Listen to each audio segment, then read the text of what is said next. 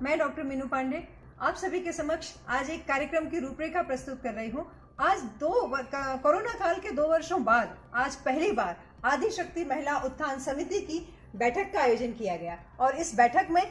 20 से ज्यादा सदस्यों ने भाग लिया। यह कार्यक्रम बहुत ही सफलतापूर्वक संपन्न हुआ। कार्यक्रम का जो संचालन है लीना वाजपेयी जी ने किया है और कार्यक्रम का जो आरंभ है सरस्वती वंदना से हुई और दीप प्रज्वलन डॉक्टर विनीता जी ने किया। और इस आदि शक्ति महिला उत्थान समिति में जो नवीन सदस्य जिन्होंने सदस्यता ग्रहण की है भावना जी, मीनाक्षी जी और मैं खुद, हम तीनों का स्वागत किया गया। और साथ ही साथ इस कार्यक्रम की विस्तृत जो गतिविधियां हैं, इस समिति की विस्तृत गतिविधियां हैं जो साल भर चलेंगी, उनकी एक बहुत बैठक भी ली गई और उनको सारे पॉइंट्स के ऊपर सभी का डिस्कशन के बाद में एक पूर्ण सहमति के बाद में वो सब पॉइंट्स रखे गए सभी के सामने। और साथ ही साथ हम लोगों ने यहाँ पर बहुत ज़्यादा मज़े लिए, बहुत सारे गेम्स खेले गए, नाश्ता भी हुआ है और सांस्कृतिक कार्यक्रम भी हुआ है। और साथ ही साथ बहुत महत्वपूर्ण बात जो मैं कहना चाहूँगी, क्योंकि लीना जी और हम सभी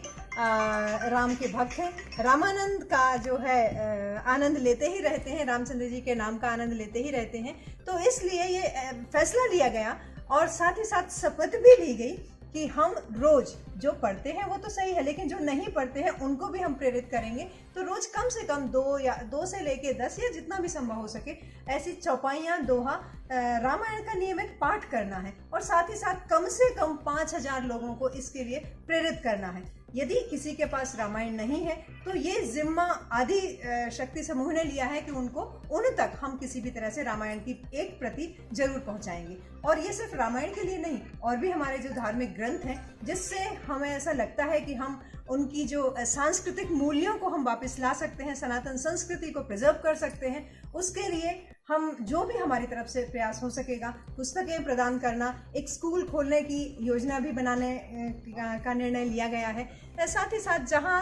जहाँ हमारी आवश्यकता पड़ेगी, चाहे वो एक मनोरंजन के रूप में है, चाहे वो एक सांस्कृतिक के रूप में हो, चाहे वो भगवान के लिए किसी भी तरह से हमें याद करने का एक, जो हम कहते हैं ना कि आपका जो मोरल है वो बूस्टअप होता है इसी तरह की एक्टिविटीज से। तो हम ये चाहते हैं कि हमारे सदस्यों के द्वारा पूरे समाज में जो भी ऐसे व्यक्ति हैं जिनके अंदर किसी भी तरह की नकारात्मकता है, किसी भी तरह की हीन भावना के शिकार हैं या किसी भी तरह से धर्म से विधर्मी बन रहे हैं, उन सभी को हमारी एक